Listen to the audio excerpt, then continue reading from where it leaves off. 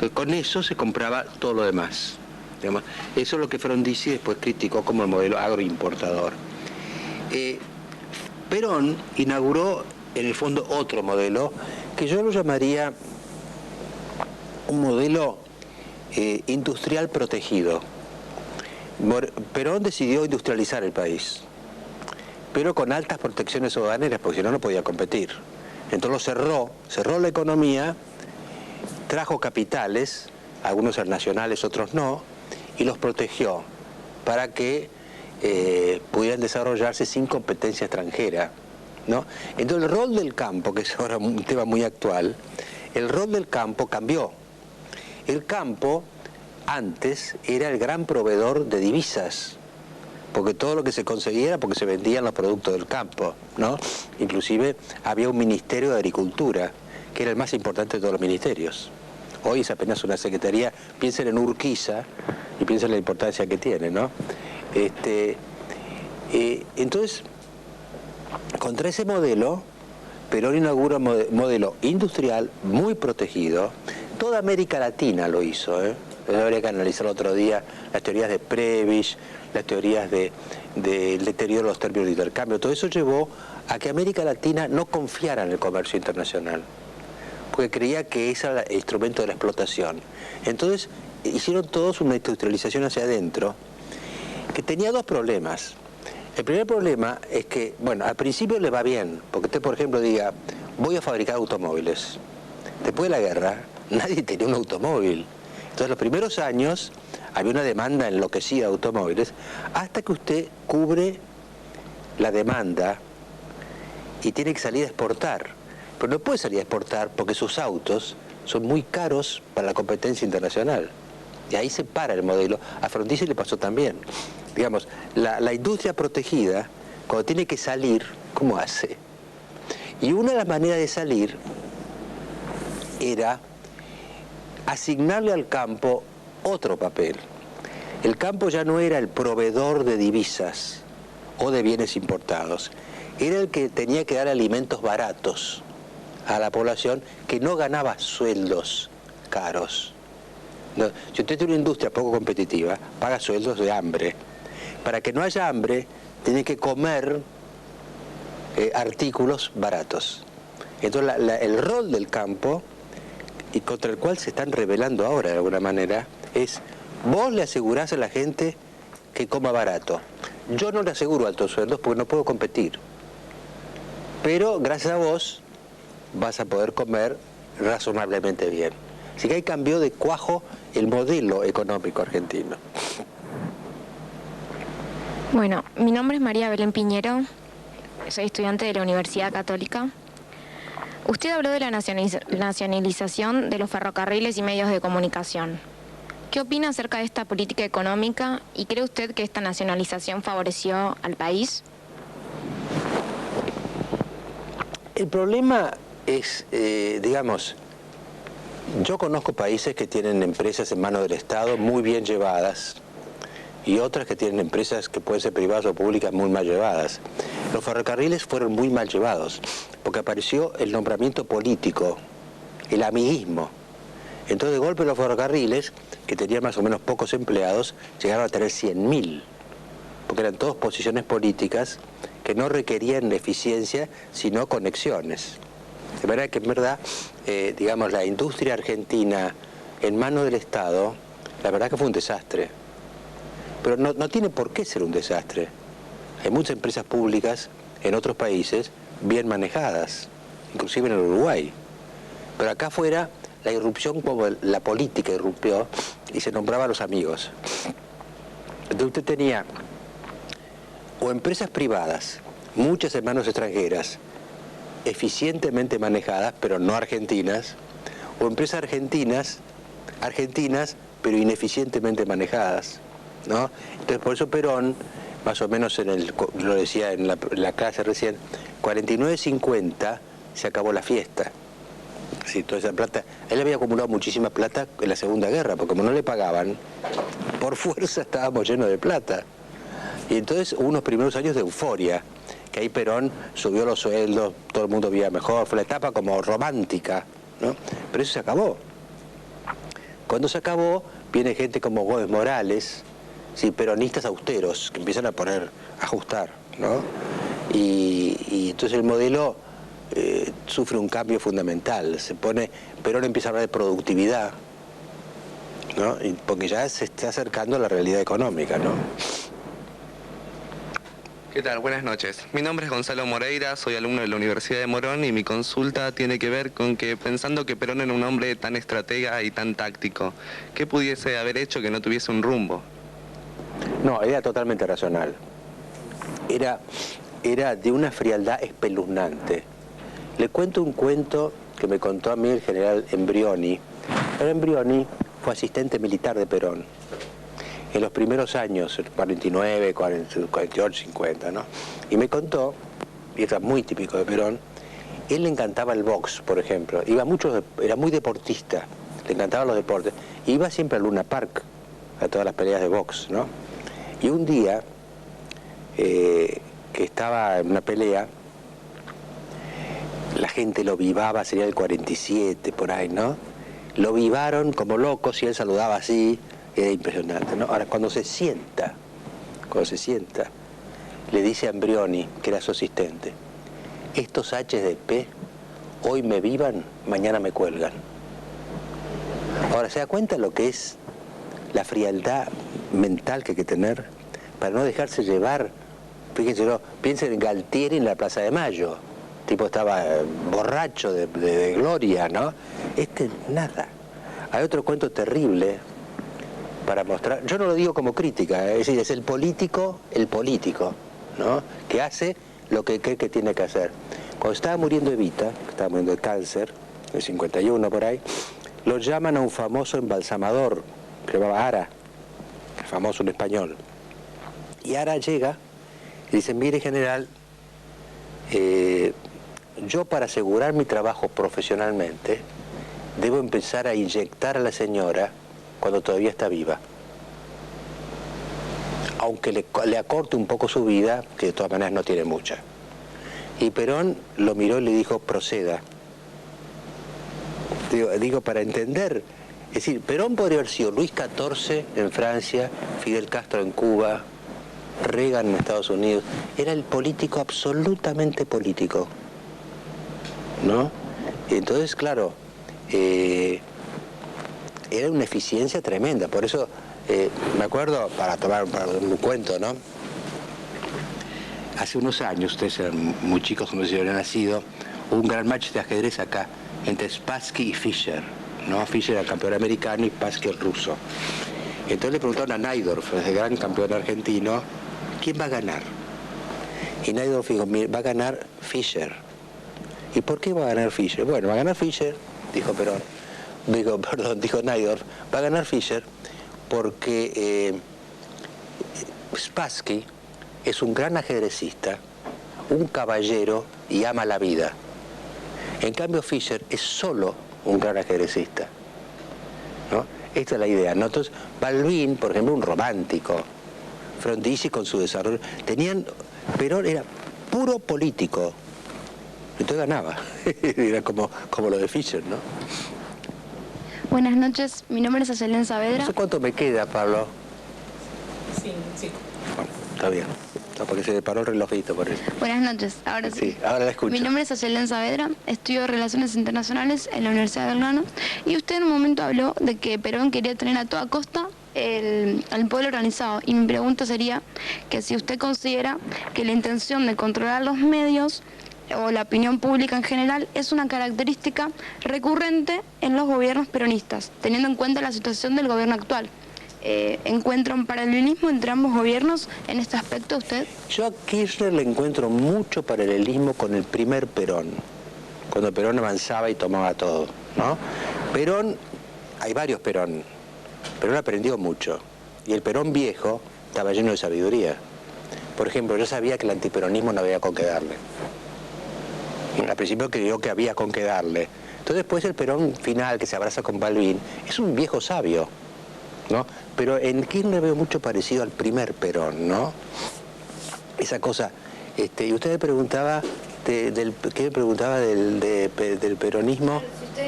El control, la idea del control, ¿no? Es el control de los medios. Sí, Menem controló muy poco los medios. Son diferentes los diferentes presidentes peronistas que hemos tenido, ¿no? Pero hay evidentemente una idea de controlar las cosas, que en Perón algunas cosas eran notables, ¿no? Cómo él tenía el control. Porque en el fondo Perón, eso lo voy a decir en la próxima clase, lo voy a adelantar ahora. ¿Sabe cómo era Perón? ¿Ustedes vieron los rayos de una bicicleta? Él armó un sistema que él estaba en el centro y cada rayo se conectaba con alguien diferente, que podía ser de izquierda, de derecha, ¿no?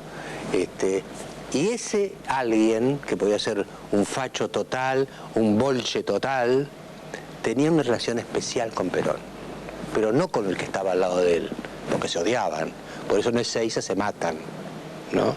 Entonces Perón era un sistema de control muy sutil, ¿no? Pero con cierta idea de controlar los medios también. Lo que pasa es que la vida le fue enseñando que no se podían controlar. Eso, uno cuando tiene cierta edad, como el caso mío, ve a los políticos jóvenes intentar lo que otros ya intentaron. Y uno ya sabe que eso no va. Usted no puede ingerir a la Argentina entera. No es deglutible la Argentina. Pero hay unos políticos que empiezan de nuevo a probar lo que otros ya probaron y ya de viejos aprendieron que no se podía hacer. Perón aprendió que el antiperonismo era irreductible y el antiperonismo aprendió que el peronismo era irreductible y ahí empezó la sabiduría. Cuando uno sabe que el otro no hay manera de aniquilarlo. Entonces, si no lo puedo aniquilar, tengo que empezar a convivir con él, ¿no? Mi nombre es Dante Bowen, soy estudiante de Derecho de la Facultad de la UBA y mi pregunta está orientada por ahí con lo que dijo hoy, con el tema de los trenes que trajo Perón a Argentina, y si encuentra alguna semejanza o puede hacer alguna distinción con respecto al tren bala, el famoso tren bala. Está hoy un tema. Bueno, yo no sé si puedo decirle como a favor de Perón, no intentó el tren bala. Ahora no sé si eso les parece a ustedes bueno o les parece malo, ¿no? Pero yo creo que también usted me preguntaba sobre la burocracia. Con Perón aumentó enormemente el empleo público, ¿no? Y el empleo público no es eficiente. Es eficiente cuando usted nombra a un especialista que gana un concurso y sirve.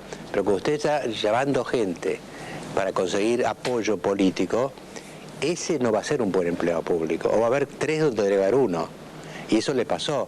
En verdad, el peronismo, el primer peronismo, el de Perón, la primera etapa, trajo mucha gente al empleo público y al empleo industrial. Entonces urbanizó, creó el monstruo de Buenos Aires. Porque esto es un monstruo. Somos 14 millones acá. Tendríamos que ser 4.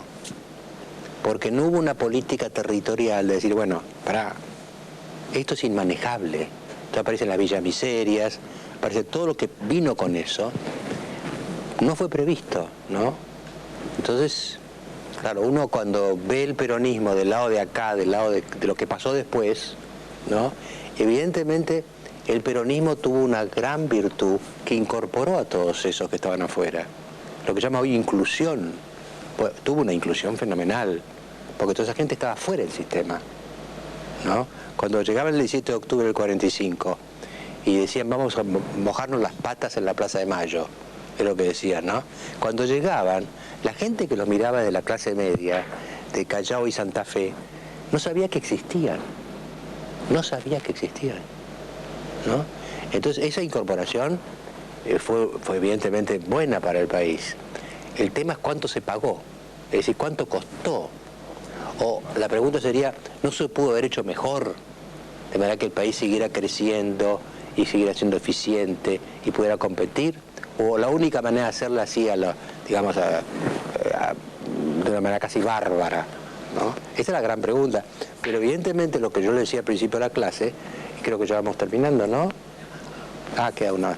Bueno, los conservadores se habían pasado al otro lado. Ha hecho un país para pocos, que crecía como loco y todo iba bárbaro, ahí. Pero había otro país. Entonces el talento político de Perón fue descubrir el otro país. Acá hay otro país, dijo. Ahora, lo que yo creo que se le puede hacer la crítica a Perón no es el objetivo de traer al otro país, sino cómo lo hizo. Claro, siempre después, como dicen, después del suceso hasta el tonto sabio, ¿no? Entonces uno dice, ¿por qué no lo hizo mejor? Bueno, otros países lo hicieron mejor, ¿no? Pero nosotros no lo hicimos bien, hicimos esta cosa enorme, 14 millones de argentinos apertujados acá, ¿no? Y otros tantos que están afuera. En fin, se pudo haber planificado, ¿no? Ustedes piensan, por ejemplo, los franceses, veo que ellos protegen su agricultura. ¿Por qué la protegen? Porque usted viaja por Francia y son todas tarjetas postales. Cada pueblito es la perfección. Pero ese pueblito es subsidiado. ¿Por qué lo subsidian? Porque no quieren tener un Gran Buenos Aires. Hay ideas estratégicas que se pueden de alguna manera implementar, o uno las ve implementadas en otro lado, ¿no? Bueno, una muy cortita me dicen. Bueno, ¿qué tal? Lo Soy dicen por Juan. mí, no lo dicen por ustedes. Soy Juan, estudiante de Historia de la UBA, y mi pregunta cortita es, en la primera etapa esta del peronismo, y en relación a los hechos del 16 de junio, en un marco en el cual había un sector muy importante del ejército que quería expulsar a Perón en las calles, y que al mismo tiempo había la gran mayoría de los trabajadores que eran peronistas y que estaban dispuestos a enfrentar a ese sector del ejército, mi pregunta es, cuando sucedió la revolución fusiladora, ¿Perón se fue o a Perón lo echaron? Yo le pregunté eso. ¿Por qué no peleó usted? Y él me dijo, mire, cuando llegó la situación a un punto en que la única manera que tenía yo para pelear, me dijo, era armar, estaba lleno de armas, a la CGT. Entonces me dijo, esto es textual, me dijo, yo la armaba, ¿quién la desarmaba? Esa típica respuesta de un hombre que quiere las masas pero controladitas, ¿no? Y esa fue su visión de la cosa, ¿no? Ahora, le dijo una última término. No es exacto lo que el ejército está en contra. Él tenía medio ejército a favor y medio ejército, y la marina toda en contra. Esa es la verdad. La Fuerza Aérea era muy nuevita. No tenía un papel así. Pero, ¿por qué ese otro medio ejército se le puso en contra? Porque eso fue lo que hizo caer. La Marina estaba en contra siempre. No tenía interés la cosa. Pero el ejército estaba mitad y mitad. Porque a él lo apoyaron en el 46 un grupo de generales católicos. Esto fue fundamental. Él al principio le dio la enseñanza religiosa a la iglesia, una cantidad de cosas, prohibió divorcio, miles, que le atrajeron a los generales, a los coroneles, a los oficiales católicos. Y al 54, yo no sé qué le pasó, se puso a perseguir a la iglesia como loco, ¿no? Yo me acuerdo, los curas no podían andar con sotana, por ejemplo, estaban perseguidos, ¿no? Y eso le arrastró a toda el ala católica del ejército en contra. Lonardi, por ejemplo. Cristobense era Lonardi cuando hizo la revolución. Lonardi era un típico general católico. Eran todos peronistas esos, ¿no? Videla Balaguer, Bengoa. Todos esos generales se le dieron vuelta por el choque con la iglesia, que vino sobre todo a partir de la educación. Cuando él se metió en la educación, se empezaba a aprender con el libro La razón de mi vida, de Evita. Eso ya los volvió locos. Y a la iglesia también. Porque la iglesia, la educación, que no se la toquen, Ahí fue el conflicto que le volcó el otro ala del ejército. Entonces, el ala liberal ya era liberal como la Marina. Y la ala nacionalista se le dio vuelta. Un caso, y termino con esto porque tengo más tiempo, ¿no? ¿Saben quién se le dio vuelta a Perón en esa etapa? El ministro más joven que tuvo, que era Cafiero. Cafiero, de ahora, tiene sus años, está bastante bien. Pero Cafiero era un peronista la primera hora, pero era católico. Y cuando empezó Perón a perseguir la iglesia en el 54, que era la época de la UES, que es cosa así, media de locura que tuvo ahí, Cafiero se renunció y se fue. Es decir, era muy profundo el tema en esa época. Quizá hoy, no sé, a tantos años de distancia, nos parece como medio ridículo, ¿no? Pero en esa época todavía había sentimientos religiosos muy fuertes ¿no? Y todo el catolicismo que había sido peronista, digamos, todo el nacionalismo católico, se le retiró. Y eso afectó mucho el mapa militar. Bueno, vamos a seguir, después de un corte, ya les digo que viene la próxima clase.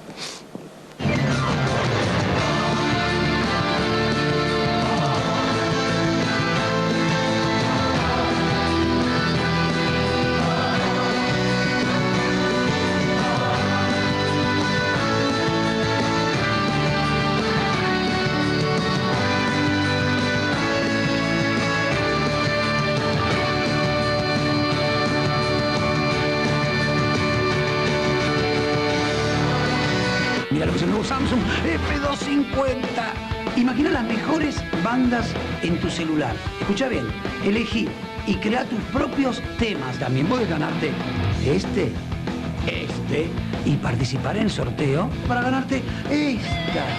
¡Va! ¿Cuál es tu música? ¿Cuál es tu Samsung? Descubrilo en www.cualestumusica.com.ar.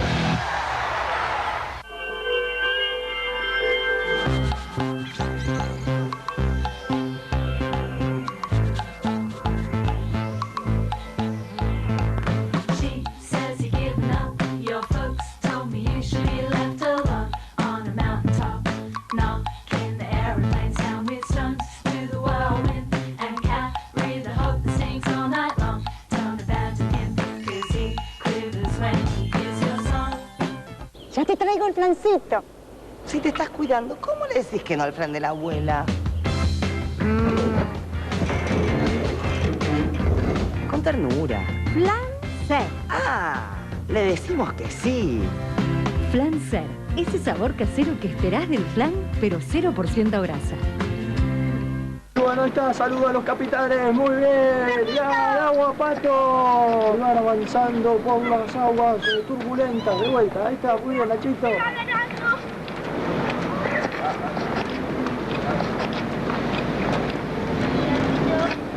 La montaña, sigue. Vamos.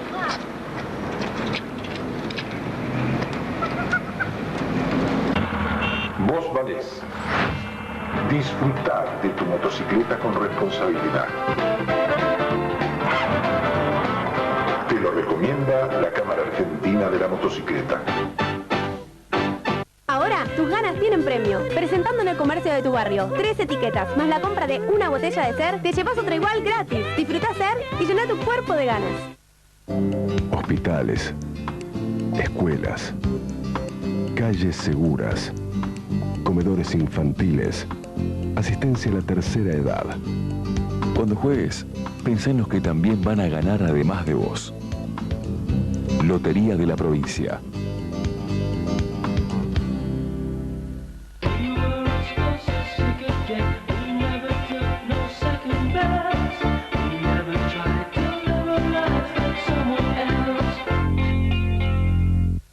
Este sábado y este domingo a las 6:50, Mañanas Argentinas, con la conducción de Gustavo Mura y Valeria Mirabella. Todo el equipo periodístico de C5N, móviles, columnistas, los destacados de los principales diarios y la mejor cobertura de toda la actualidad. Los sábados y domingos a las 6:50 por C5N. Los domingos a las 21, Hora Clave, el primer programa político de la semana, con Mariano Grondona. Estilo, conducción, análisis, prestigio, debate, con los principales invitados. Los domingos a las 21, Hora Clave, con Mariano Grondona, solo por C5N. Este domingo a las 20, la previa de todo con Fabián Doman. El programa que se adelanta a lo que viene y analiza y muestra lo que pasa. La previa de todo con Fabián Doman. Domingo a las 20, solo por C5N. El Diario con Eduardo Feynman. De lunes a viernes a las 18. Opinión, polémica, actualidad, despliegue. Con destacados columnistas. Tomás Bulat, Roxana Vázquez, Elio Rossi, Fabián Doman, Paulo Cablan, María Burdín. Y con el mejor servicio del tiempo, Javier Torrente. Y del tránsito, Cristian Romero. El Diario, antes que mañana. De lunes a viernes a las 18. Con Eduardo Feynman por C5N.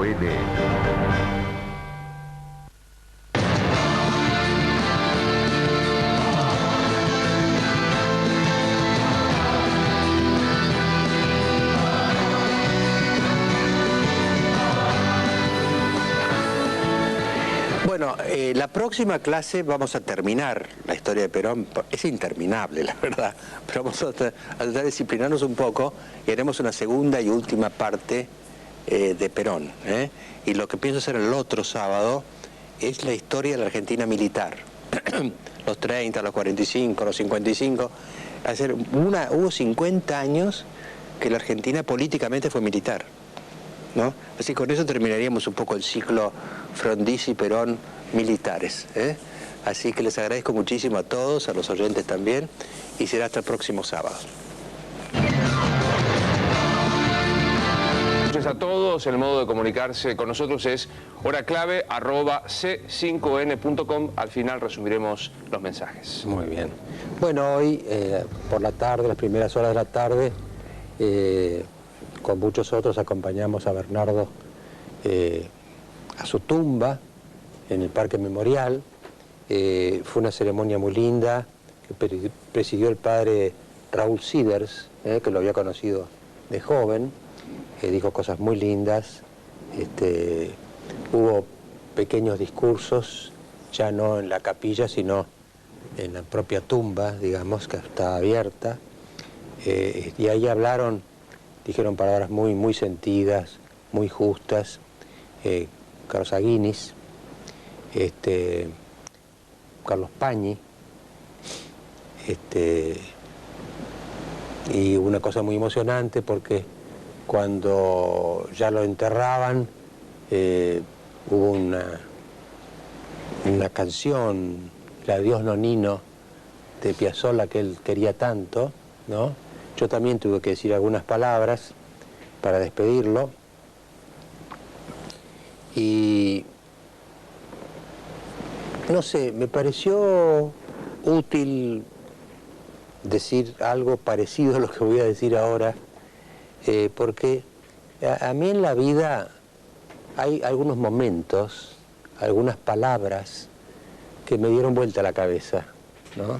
Por ejemplo, recuerdo cuando Juan Pablo II habló de judíos y cristianos y habló de los judíos como nuestros hermanos mayores. Eso a mí me dio vuelta al mundo, ¿no?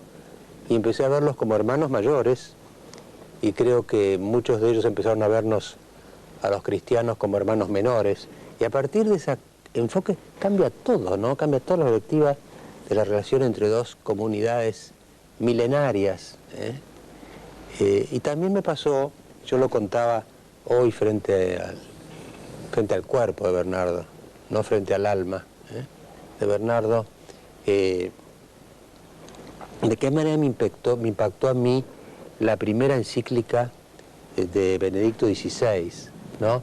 Que se llama Deus es Caritas, Dios es amor, ¿no? Y ahí lo que impresionó mucho, lo que decía ahí Benedicto, es que Dios nos amó primero. Ahora, si uno empieza a pensar que Dios nos amó primero, cambia todo, porque uno venía formado en cierta tradición judeo-cristiana de que uno tiene la obligación de amar a Dios y la obligación de amar al prójimo. Pero es otro enfoque cuando uno le dicen, mirá, Dios te amó primero. Y te amó primero y por eso te creó. Es decir, hay un primer acto de amor, que es la creación de cada uno de nosotros, apenas una milésima porcentaje de todos los que pudieron ser y no fueron, ¿no? Porque eso genera la obligación de responder. Entonces, el primer acto no soy yo. El primer acto ha sido ajeno a mí y me ha traído a la vida. me ha dado el don de la vida sin ningún mérito previo de mi parte. Y entonces, claro, como objeto de ese acto inicial de amor, responder de alguna manera, no sé qué pensaba, que en el fondo quizá Dios había pensado un gran cuadro o una gran sinfonía